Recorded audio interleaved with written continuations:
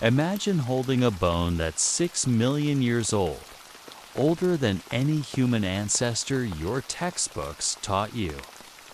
In 2013, fossil fragments from 5 individuals were dug up in Kenya.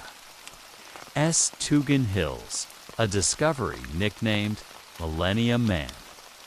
What scientists found there could push the very origin of our lineage back farther than we ever expected. In the next hour, I'll show you the evidence, the debates, and why one tiny skeleton might rewrite the story of human evolution. Today, we're diving into one of the most important fossil discoveries in human history. In the year 2000, researchers uncovered a 6-million-year-old skeleton that challenged everything we thought we knew about where humans come from.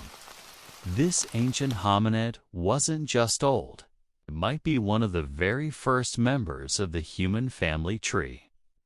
In this video, you'll learn what makes this discovery so groundbreaking, how scientists pieced together its story from just a handful of bones, and why many experts believe it could rewrite the timeline of human evolution.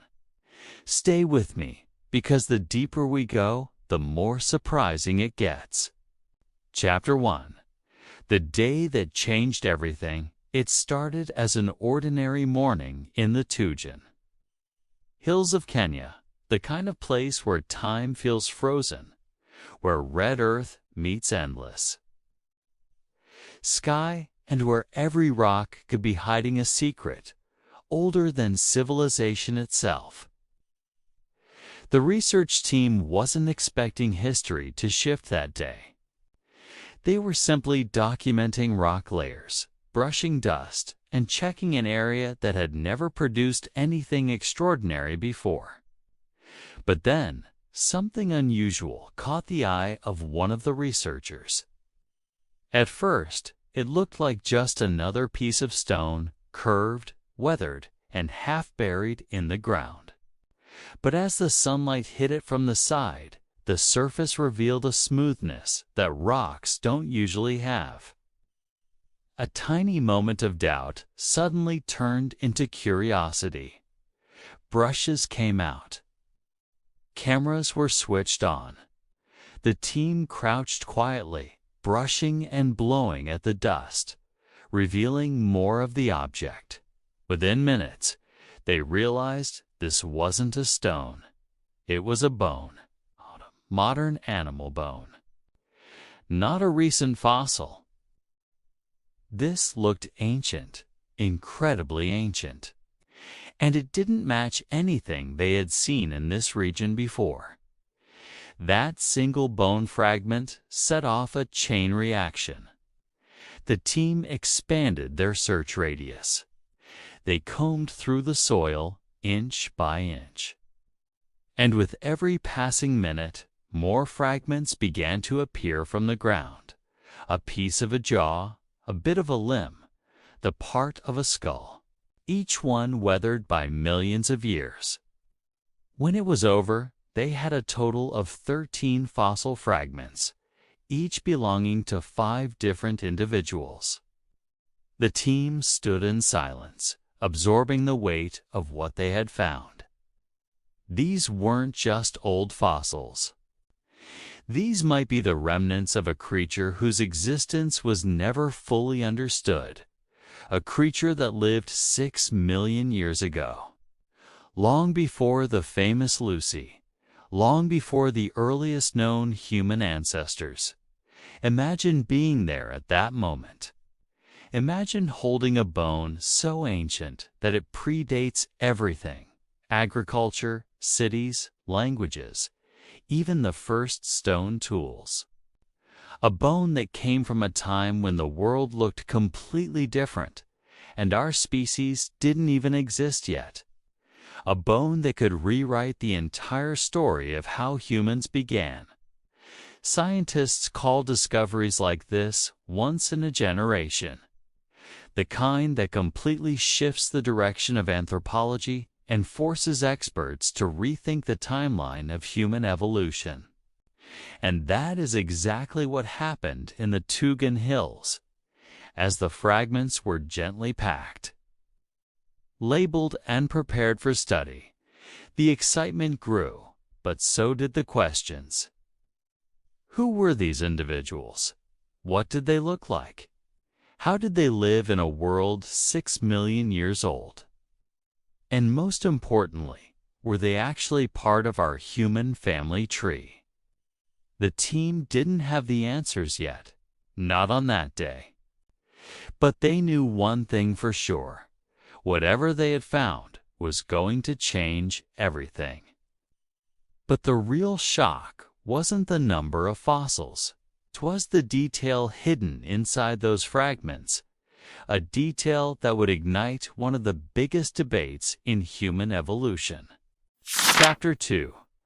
The Mystery of 13 Fossil Fragments. When the team brought the fossils back to their field station, the atmosphere shifted from excitement to something deeper, a quiet, intense focus.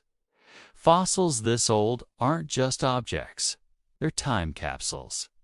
And each of the 13 fragments from the Tugen Hills carried clues locked inside them like encrypted messages from the past. The fossils were laid out on a long table, one by one, each wrapped carefully in protective material. Even in silence, they demanded attention. Some were small, barely larger than a finger. Others were thicker, with a curvature that hinted at strength and weight. But taken alone, each fragment told only part of a story. To understand their meaning, scientists had to treat them like pieces of a broken puzzle, a puzzle scattered across 6 million years of erosion, earthquakes, floods, and geological change. And worse, the puzzle wasn't complete.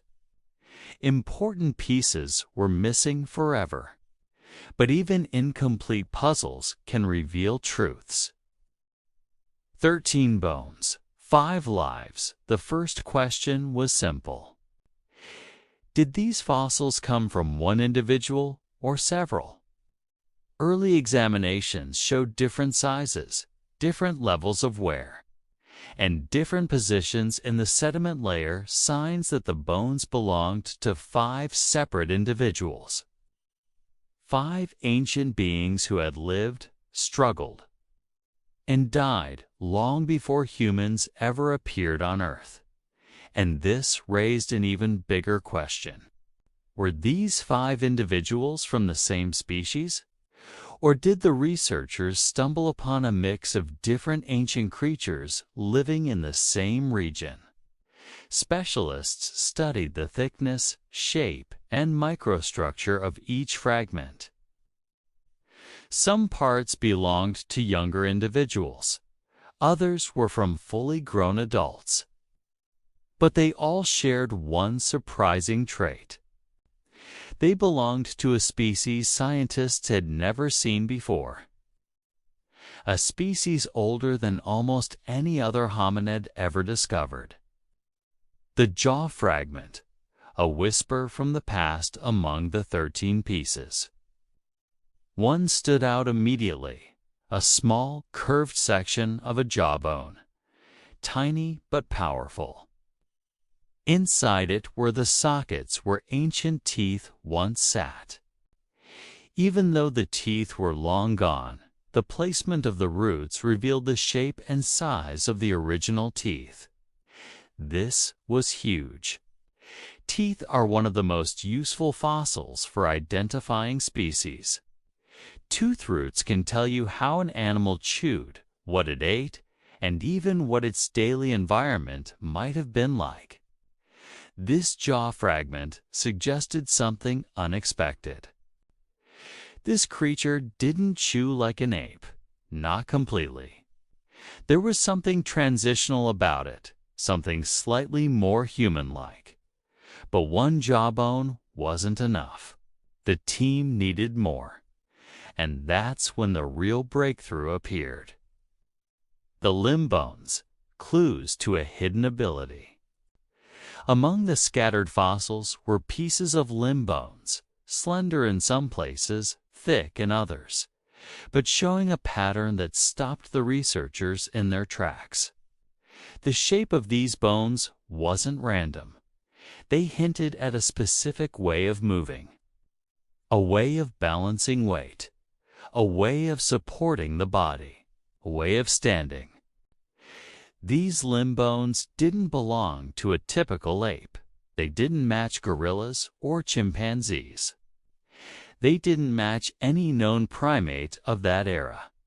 Instead, they hinted at something almost impossible for the time period: early signs of bipedalism, walking on two legs.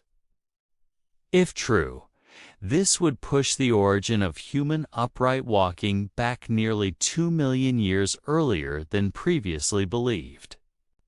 But everything hinged on one specific bone, a bone so important that it could rewrite the entire human timeline. And that bone was still waiting on the table. How do you study a fossil older than civilization? Before any claims could be made, the team had to analyze the bones with extraordinary care. They used magnifying lenses, microscopes, and even the earliest forms of digital imaging available at the time. Every ridge, every angle, every tiny line on the bone surface was documented. To the untrained eye, these fossils looked like nothing more than old rocks. But under proper analysis, they became maps. Maps that showed how muscles once attached, how joints once moved, how weight once shifted. The researchers compared the fossils to thousands of other specimens: modern humans, early hominids, chimpanzees, monkeys, even extinct primates. Each comparison narrowed down the possibilities. Each measurement revealed something new. And slowly, the pieces of a forgotten species began to take shape.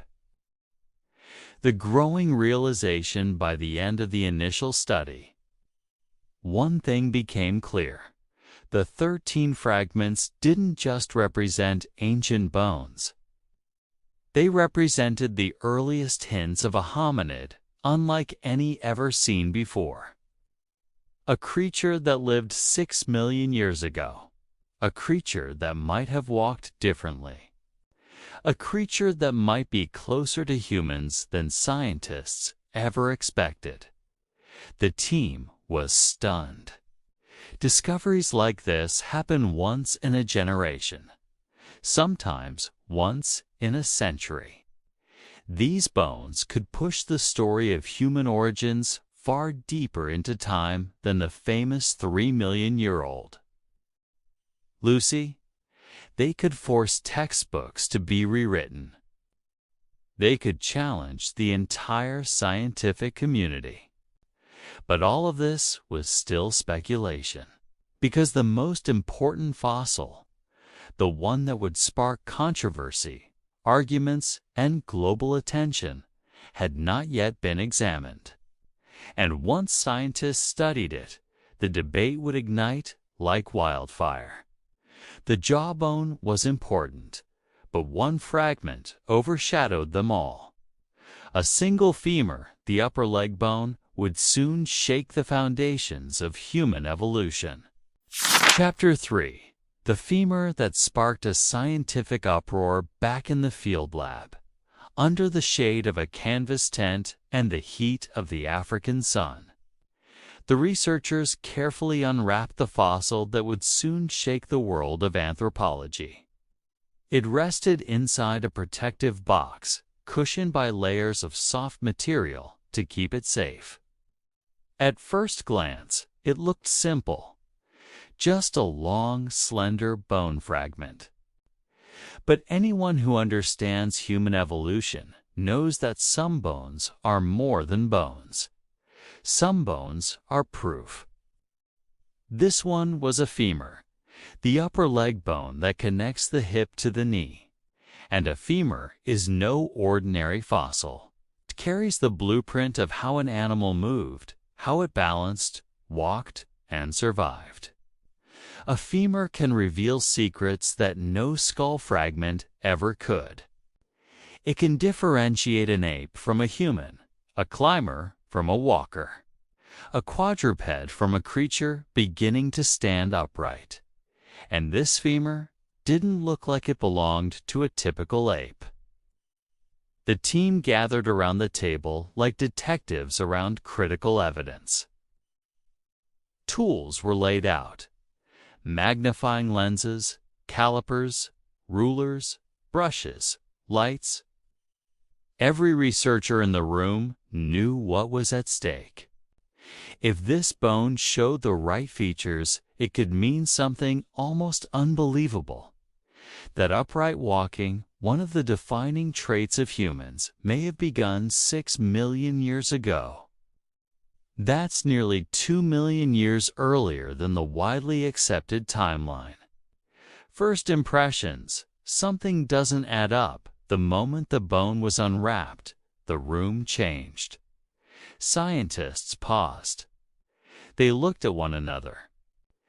They leaned in closer.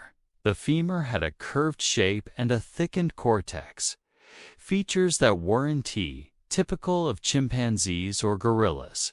More importantly, the angle at the top, where the bone fits into the hip socket, didn't fit the pattern of animals that walk on all fours. One researcher whispered the observation before anyone else dared to say it. "This looks like it bears weight." Vertical weight. Meaning?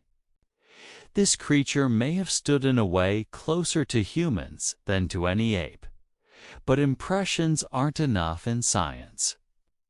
Every claim needs evidence, measurement, comparison, and absolute precision. So the analysis began slowly, carefully, almost reverently. The weight-bearing groove. The first detailed scan focused on a specific part of the femur, the attachment point for a muscle called the gluteus medius. In humans, this muscle stabilizes the body during upright walking. It helps prevent us from tipping over with each step.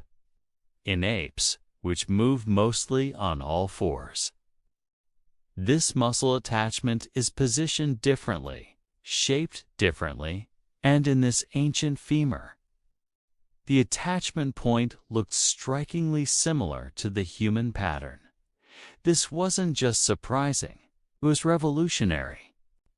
If this bone truly came from an upright walker, it suggested that early hominids experimented with bipedal movement far earlier than researchers believed.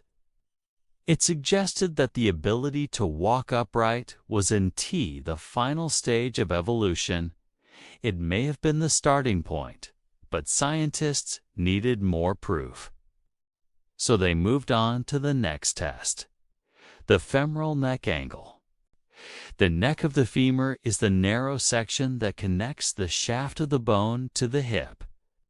In humans, the femoral neck is angled in a specific way that supports our upright posture, allowing the body's weight to transfer efficiently from the spine to the legs.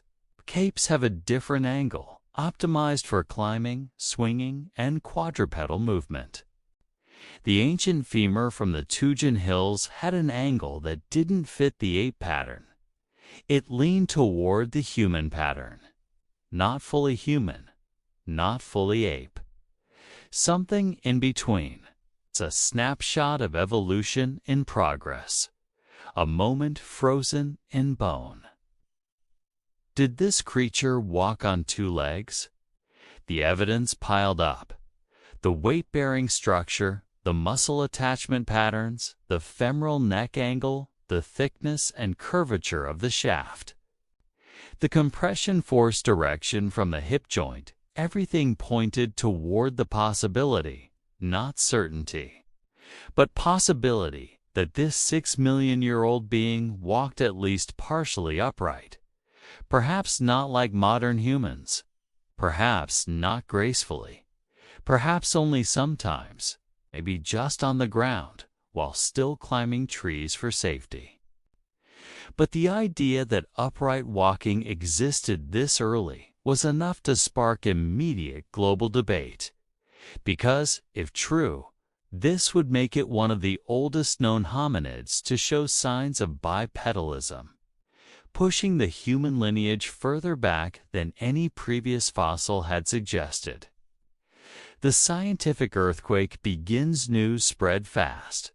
Anthropologists from around the world arrived to see the fossils. Experts debated the interpretations.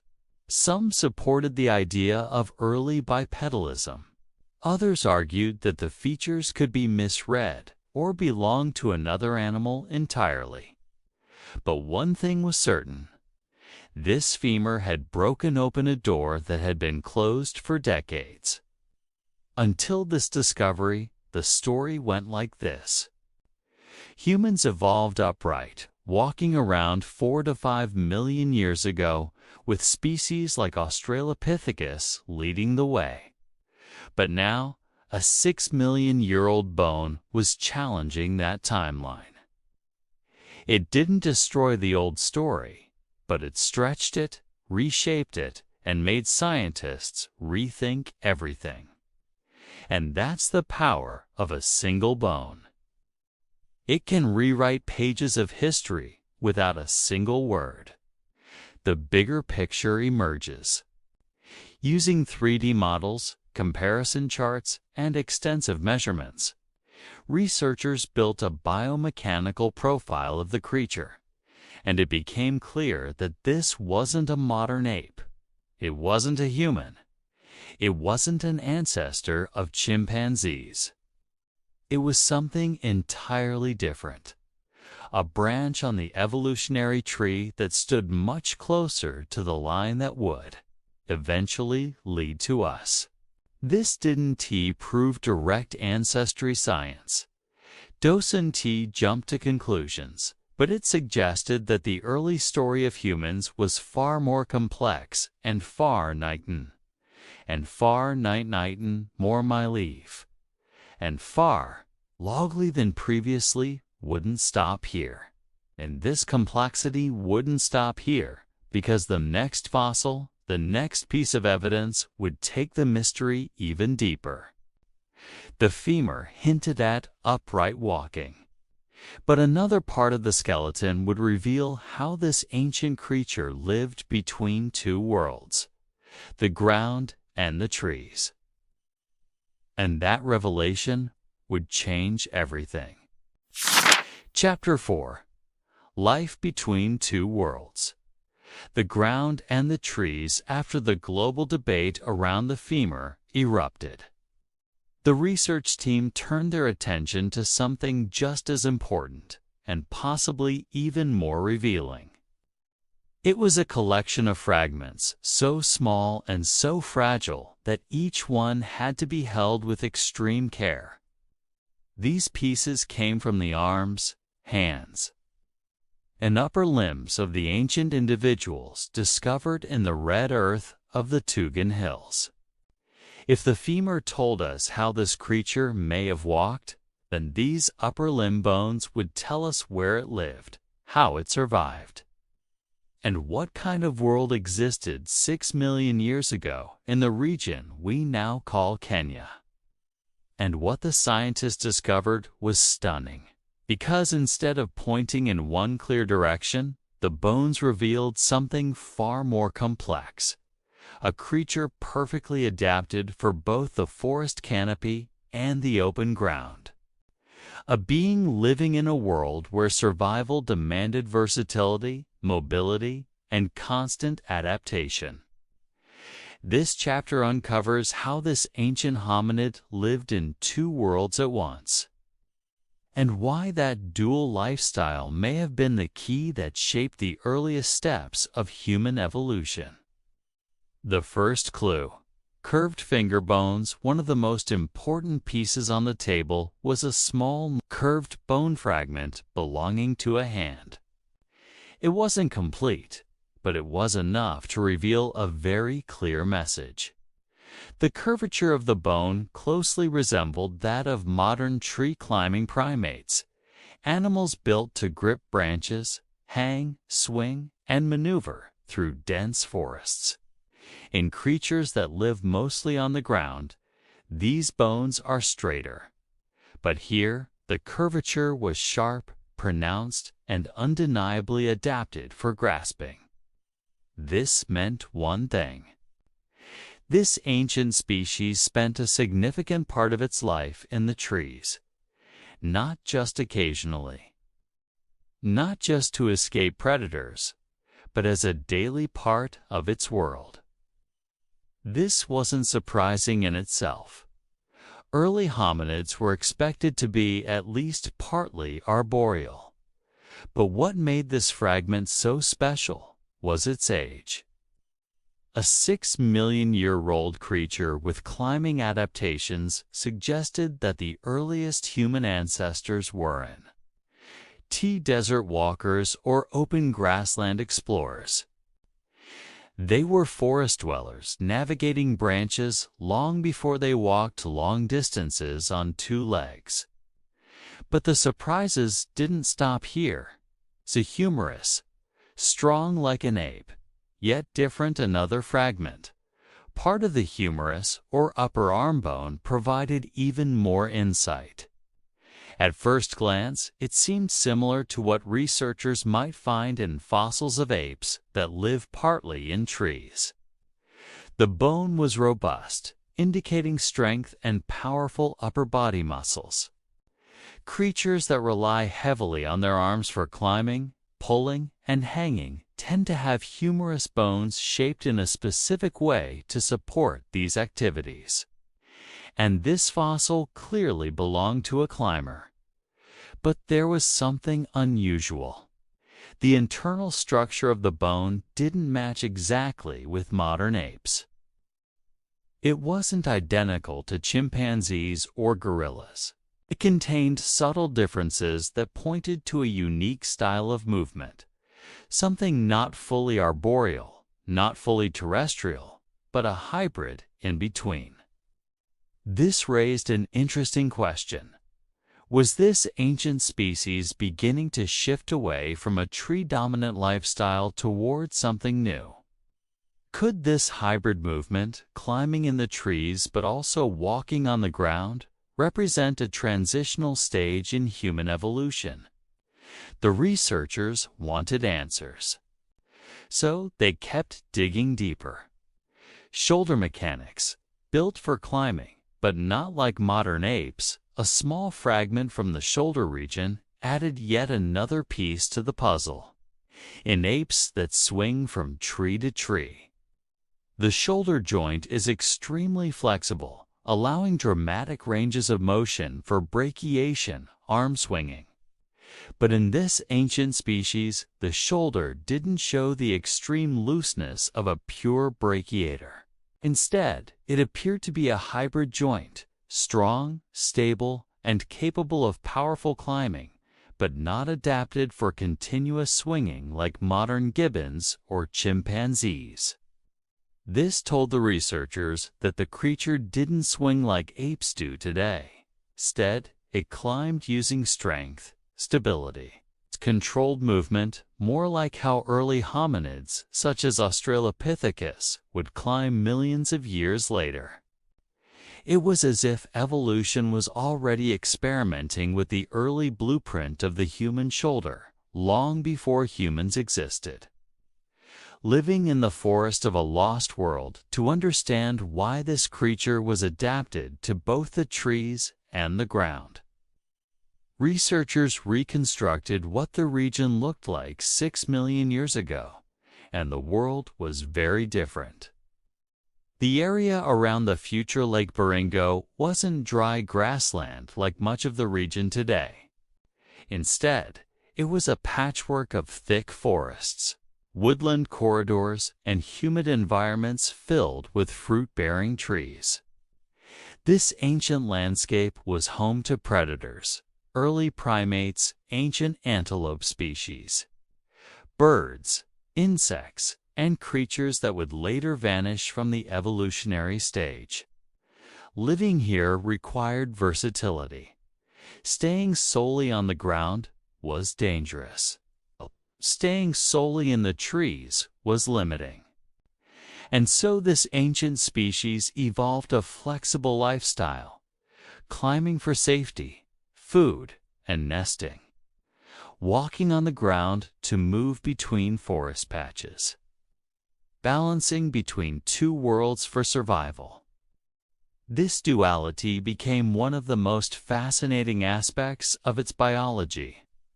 But the fossil record held one more clue, one that completely transformed how scientists understood this species. Why this creature matters for human evolution. We often imagine early human ancestors moving slowly from the trees to the ground in a clear, linear path. First climbing, then walking, then tool-making, then evolving into more complex forms. But this discovery shattered that simple story. This ancient species showed that human evolution was not a straight line. It was a mosaic, a blend of traits from the forest and the ground. Strong arms for climbing, curved fingers for gripping. A shoulder joint built for elevation and pulling. A femur showing early signs of upright walking. A body designed for versatility, not specialization. It wasn't an ape. It wasn't human. It was something in between, a transitional form living long before scientists expected such complexity to exist. This hybrid lifestyle may have laid the foundation for how later hominids adapted to changing environments. As forests shrank and open landscapes expanded, the ability to walk upright would become increasingly valuable. But the story was far from over, because the next fossil to be studied wasn't from the limbs, but from the head. And what it revealed would open an entirely new chapter in the mystery of early human evolution. If the limbs revealed how this ancient species moved, the skull fragment would reveal something even more important: how it thought, how it sensed the world, and whether it truly belonged on the human family tree. Chapter 5. Reconstructing a Lost World. The Ancient Tugen Hills. To understand why this 6-million-year-old species evolved the way it did, scientists knew they had to answer an even bigger question. What kind of world did it live in? Because fossils don't exist in isolation. They are shaped by climate, danger, food, predators, by the environment that forces every species to adapt or disappear. So the research team began reconstructing the ancient landscape of the Tugen Hills, not as it exists today, but as it was 6 million years ago, when the earliest hominids took their first steps toward becoming, well, us. And what they discovered was far from the dry terrain people imagine when they think of Kenya. Instead, they uncovered a world that was alive, dangerous, and constantly changing. A forested world, not a grassland, 6 million years ago. The region near what is now Lake Baringo wasn't open savanna. It was a humid, forested environment filled with thick tree canopies, tangled vines, and roots fruit-bearing branches, dense undergrowth teeming with life. This was a world shaped by a warm, wet climate, a world where a small hominid could survive only through agility, intelligence, and adaptability. And this explains so much of what researchers found in the fossils. Curved fingers for gripping, strong arms for climbing, a shoulder built for vertical movement, early signs of upright. Walking to navigate between forest patches, this wasn't random evolution. It was a direct response to the environment, a survival strategy written into bone. Predators stalk the shadows, but a forest paradise is never truly peaceful. The ancient Tugen Hills were home to powerful predators, early big cats, massive birds of prey, and ancient hyena ancestors. For a small hominid weighing roughly the size of a modern chimpanzee, these forests were full of danger. Staying in the trees provided safety. Coming down to the ground provided opportunity. This constant trade-off shaped the creature's lifestyle. It had to climb, had to explore the ground. It had to stay alert at all times. Its biology became the perfect balance between agility and mobility, a design that would one day become part of the human lineage. Food sources, a diet that demanded creativity. The forest provided multiple resources: soft fruits, leaves, seeds, insects, possibly nuts and roots. This diet favored a creature with both climbing ability and ground mobility. Reaching higher branches meant better fruit. Exploring the forest floor meant new food sources. This dual diet reinforced its hybrid movement style, and may even have helped shape early problem-solving behavior.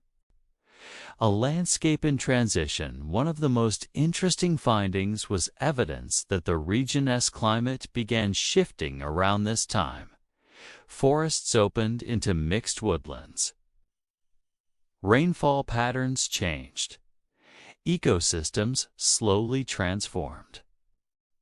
This meant the creature wasn't living in a static world. It was living through ecological transition, a slow evolution of the land that forced species to adapt or vanish. These changes might be one of the biggest reasons early hominids began experimenting with upright walking, because moving efficiently between shrinking forest patches wasn't just helpful. It was essential for survival. Why this ancient world matters? Reconstructing this lost environment gives us a powerful insight. Human evolution didn't begin in barren landscapes. It began in dynamic forests, full of risk, opportunity, and constant movement. It wasn't a single environment or a single moment that shaped our ancestors. It was the shifting, unpredictable world around them. This chapter of the landscape helps explain why early hominids became versatile: climbers, walkers, foragers, survivors. But to fully understand this species, scientists needed one more piece, something incredibly rare in fossils this old: a fragment from the skull. And what it revealed would take the debate to an entirely new level. If the environment explains how this creature lived, the skull fragment may reveal who it truly was and whether it belongs on the human family tree at all. Chapter 6: How Scientists Rebuilt a 6-million-year-old Body. Reconstructing a 6-million-year-old ancestor isn't just science, it's patience, precision, and imagination working together. When the Orrorin fossils arrived at the lab, they weren't a complete skeleton. I think they were scattered fragments from 5 different individuals. Yet somehow, these pieces had to be turned into a picture of a real living being. From field discovery to laboratory reality, scientists began by unwrapping each fossil from its protective plaster. Under bright lab lights and powerful microscopes, they studied every surface. Dust was brushed away grain by grain. Cracks were stabilized.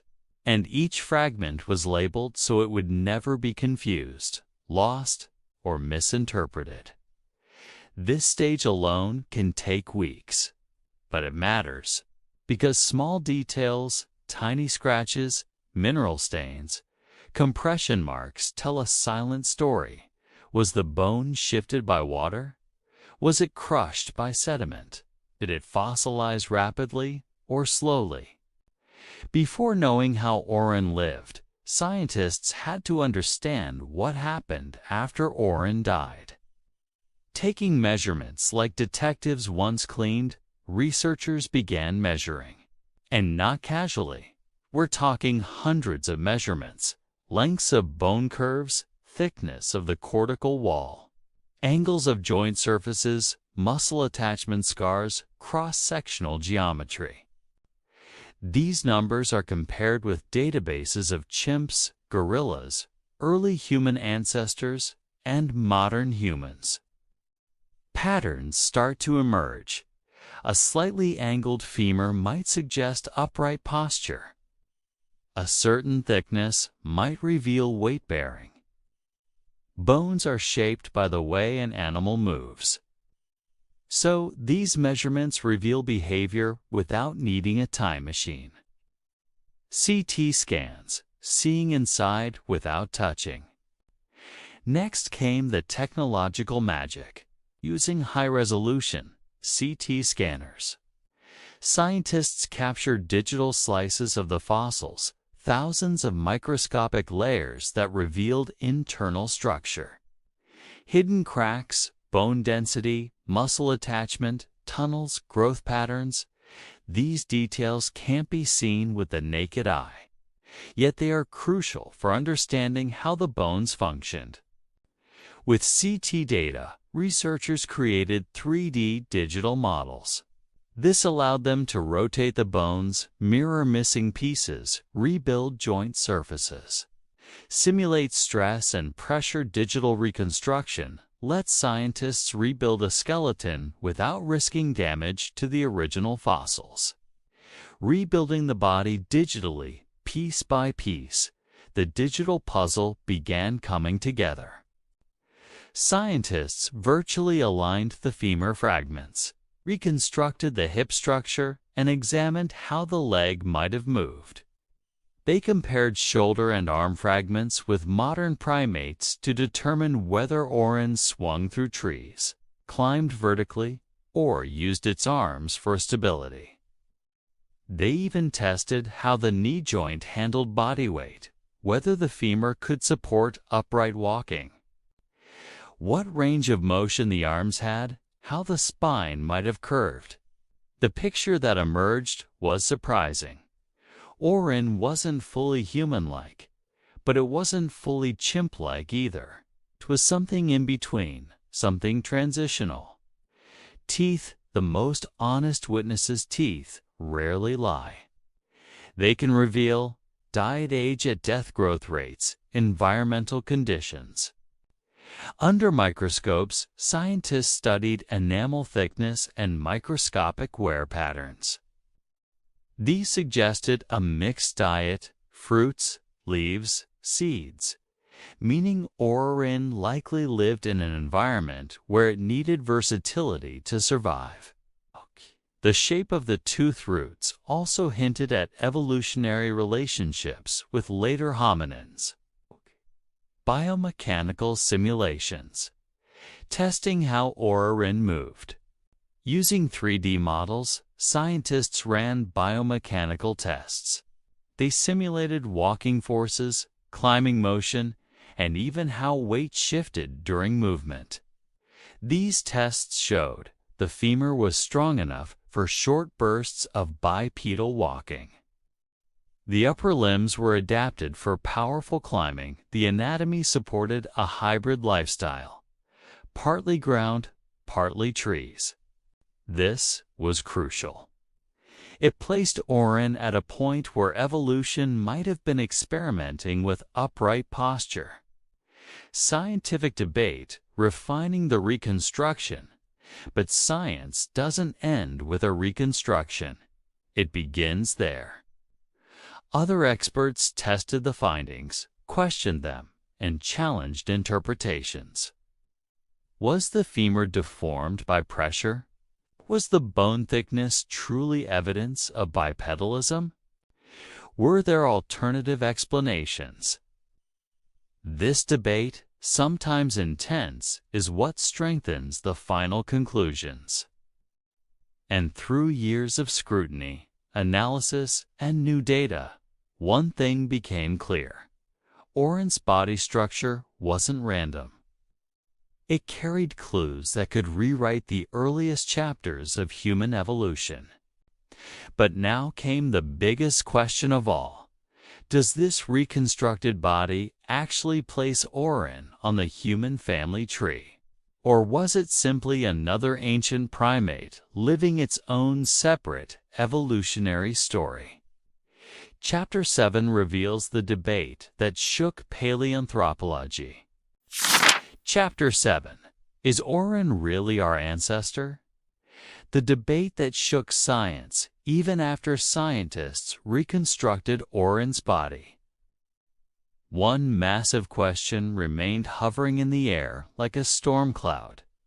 Was Orrorin truly one of the earliest ancestors of humans? Or just another ancient primate that happened to walk upright sometimes? This question didn't just interest the researchers who discovered the fossils. It triggered one of the most heated scientific debates in early human evolution. Why the debate even exists? Orrorin lived 6 million years ago. That is 1 to 2 million years older than the famous Australopithecus fossils from Ethiopia and South Africa, including Lucy. So if Orrorin really walked upright, it means human evolution started far earlier than most textbooks suggested. The human family tree may need to be redrawn from the roots. Our earliest ancestors might not look anything like what scientists previously imagined. This would be a revolutionary change, and revolutionary ideas always create debate. The case for Orrorin being an early human ancestor supporters point to one key piece of evidence: the femur, its shape, thickness, and internal structure. These features look surprisingly similar to early human ancestors and different from chimpanzee or gorilla patterns. Researchers in favor argue the femur shows clear signs of weight-bearing, typical of upright walking. Orrorin's tooth enamel is thick, more like human ancestors than apes. Its combination of climbing and walking fits what an early transitional ancestor would look like.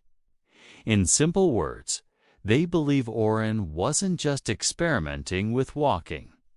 It was beginning the journey that would eventually lead to us. The case against Orrorin being our ancestor on the other side.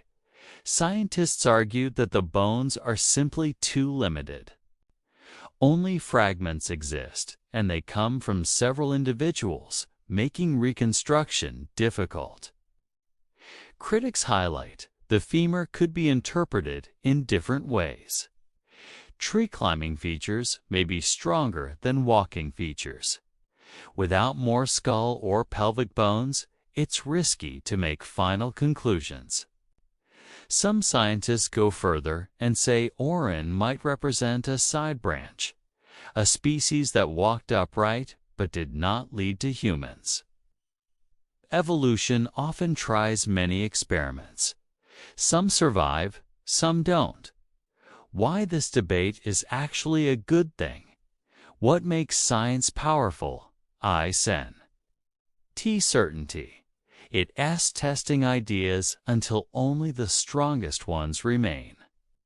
Debate forces more research, more careful analysis, more comparisons with new fossil finds every time a scientist questions Orrorin's position. Another scientist tests the claim with new technology or new fossils. This process gradually refines what we actually know. And one thing has become clear: Orrorin cannot be ignored. it has earned its place in the conversation about human origins. A discovery bigger than the skeleton. Whether or not Orrorin is truly the first human, the discovery did something even more important. It pushed science to look deeper into the past, beyond 4 million years, beyond Lucy, into a more ancient world where our story may have begun earlier than anyone expected.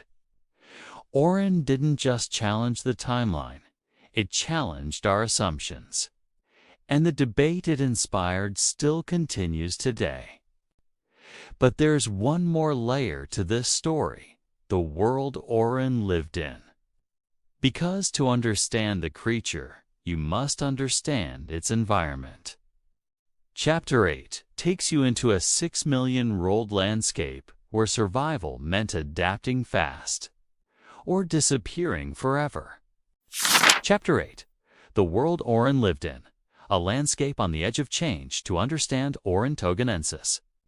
We have to step out of the lab and into the world it once walked, a world that existed 6 million years before humanity, during a time of massive environmental transformation. This wasn't just the backdrop of its life, it was the force that shaped its evolution. Imagine a time when Africa didn't look like the Africa we know. The climate was shifting, forests were thinning, and entire ecosystems were being rearranged by nature itself.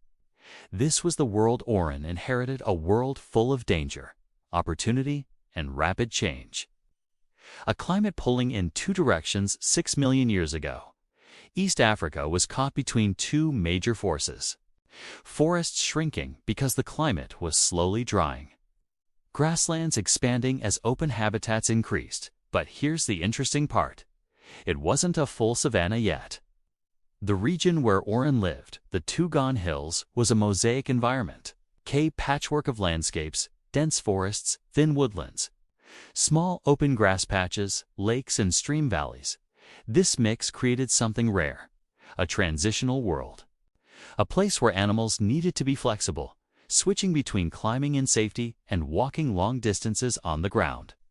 It was exactly the kind of environment that could encourage early forms of upright walking. Why this landscape mattered for survival. Living in such a hybrid world meant survival required adaptation. Forests gave fruit, leaves, protection from predators. Open land offered new foods, seeds, roots, small animals, but also new threats. Orrorin had to navigate. Big cats lurking near the forest edges, giant birds of prey circling above sudden seasonal droughts. Competition from other primates every day was a negotiation with the environment. Climb too little, and you became vulnerable. Stay on the ground too long, and you risked becoming prey. But move with the right balance, and you could thrive. This balance is written into Orrorin. S-bones, powerful climbing arms, and surprisingly human-like legs capable of upright walking. Food sources that shaped its lifestyle. What did Orrorin eat? The environment offers clues. In forests and woodlands, it likely found soft fruits, tender leaves, tree bark or pith nuts and seeds, occasional insects. Teeth with thicker enamel suggest Orrorin wasn't picky. It could handle harder, tougher foods when forests dried or resources became scarce. This flexibility was a survival strategy. And in evolutionary history, flexibility often wins. The social life hidden in the landscape, though no one can know the exact social behavior of a 6 million-year-old primate. The environment hints at possibilities. Small groups for protection, shared sleeping sites, and tree clusters coordinated foraging, parental care to keep younger ones safe from predators. If Orrorin lived anything like modern forest primates, it likely moved through its world in family units, communicating with calls, grooming for bonding, and staying alert to danger. The landscape shaped not only its body, but likely its behavior and relationships. A world on the move, the ground Orrorin lived on wasn't stable. Tectonic activity in East Africa was already shaping the Great Rift Valley, a geological process still happening today. Volcanic eruptions occasionally reshaped the terrain. Earthquakes opened new fault lines. Water sources shifted. vegetation zones moved slowly over time. To survive in such a transforming world, Orrorin needed adaptability written into its DNA, and that adaptability may be one of the earliest sparks that eventually led to humans. Why this environment matters to human origins if you look closely. The world Orrorin lived in looks like the very laboratory where early human traits could evolve. Upright posture for navigating mixed terrain, grasping hands, and strong arms for climbing and safety, a flexible diet for changing seasons. Social groups for survival against predators. It was one big shift. It was a long series of small challenges, adding up over generations. And Orrorin was right there at the beginning of that story. But if this environment was so crucial, why don't we find more fossils from this time? Chapter 9 reveals the surprising truth and why parts of our earliest evolution remain hidden underground.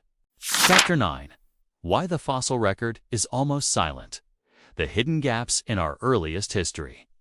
For all the incredible discoveries made in human evolution, one fact still surprises people. There are almost no fossils from the time period around 6 million years ago. It's a quiet, mysterious chapter in the story of life, a chapter scientists sometimes call the dark zone of human origins. But why is this era so empty? To understand Orrorin's importance, we must understand the silence that surrounds it. Reason 1. Fossils rarely form in forest environments. Most fossils come from places where sediments quickly bury bones, lakes, rivers, floodplains, deserts. But Orrorin lived in a world dominated by moist forests, woodlands, patchy grasslands, volcanic hills, and erosion zones. Forest floors are terrible at preserving fossils. Leaves and moisture break down bones fast. So even if thousands of early primates lived during this era, almost none of them had the chance to fossilize. Nature simply didn't give us many clues to work with. Reason 2. Earth movements hide ancient bones.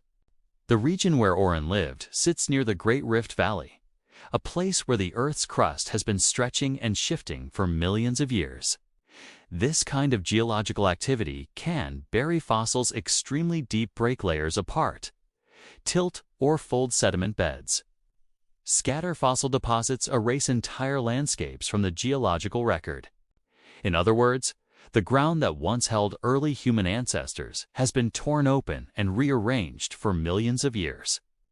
The fossils might still exist, but buried in places modern science hasn't reached yet. Reason 3. Erosion removes more than it preserves. Imagine millions of years of rain, wind, heat floods, volcanic ash landslides. Not only do these forces reshape the land, they also destroy fossils before they're ever discovered. If you place a bone on the ground today, it won't survive a single century exposed to weather. Now imagine what nature can do over millions of years. Most bones never had a chance. Reason 4. Early human ancestors were small and rare, unlike giant dinosaurs or huge prehistoric mammals. Ancient hominids were small, few in number, spread out. Living in hard-to-fossilize environments, even if a species survived for hundreds of thousands of years, there might only be a tiny handful of fossils left for us to find. Some species may have left 0 fossils, meaning entire chapters of human evolution could be missing without us ever knowing they existed. This is why every discovery from this period feels like uncovering buried treasure. Reason 5. We are only excavating a tiny fraction of the Earth. There is a simple but important truth. Most of Earth has never been searched for fossils. Paleontologists work in limited areas based on accessibility, safety, funding, political stability, geological clues. Many promising regions are untouched. Some are covered by thick forests. Some are buried under cities. Some are locked in conflict zones. Some are simply unexplored because no one knows where to look. It's like trying to solve a puzzle when 90% of the pieces are still hidden in the box. Why Orrorin matters even more? Because of this silence, now the significance becomes clear. The reason Orrorin is so important is not only because it is old, it is because it comes from a time period where almost nothing else survived. It is a voice speaking from a time when the world was changing. A survivor of an era almost erased by nature. Each fragment, each bone, each tiny detail is precious because it might be the only message we ever receive from that chapter of evolution. Orrorin fills a gap that could have remained empty forever. But what does all this mean for us? In Chapter 10, we explore how discoveries like Orrorin reshape the human story and what they reveal about the incredible journey from ancient forests to modern life. Chapter 10. What Orrorin truly means for us today, after everything we've explored. The bones, the debates, the ancient landscapes, the big question remains. Why does Orrorin matter to us now? Why should a few fragments of bone from 6 million years ago change the way we see ourselves? Because Orrorin isn't just a fossil. It's a reminder of how incredibly unlikely our existence is. Think about it.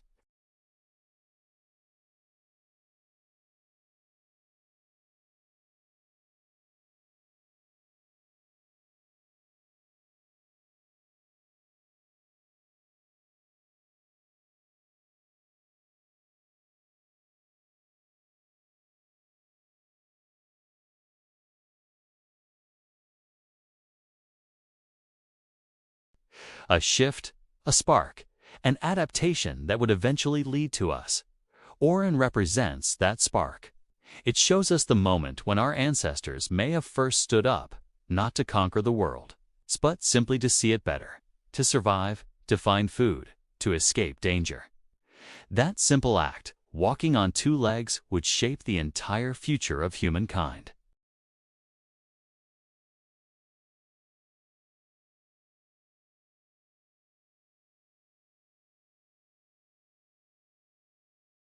Tools, art, language, exploration, civilizations.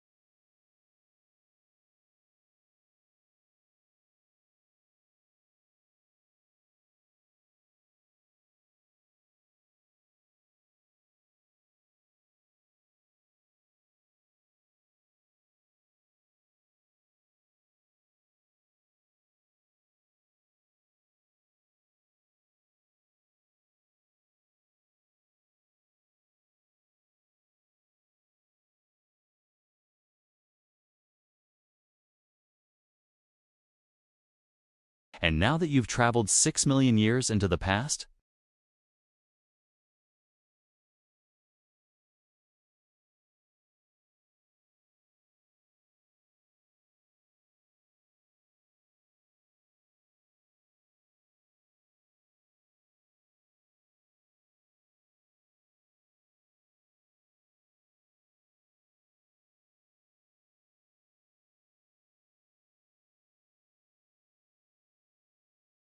every step Orrorin took on those ancient hills eventually led to us, to our hands, our tools, our curiosity, and our endless search for understanding. If this journey through time inspired you, there's so much more to explore. Make sure to subscribe to Decoding History and Science for more deep dives into human history, ancient discoveries, and the mysteries of our past. Like this video if you want more stories that challenge what we think we know, and leave a comment sharing which part of Orrorin's world amazed you the most. Your support helps keep these stories alive and ensures we continue uncovering the past, piece by piece. Discovery by discovery. Remember, the story of humanity is written not just in textbooks, but in every fossil, every debate, and every step we take today. Thank you for traveling 6 million years back with us, and for being part of the journey into our incredible past.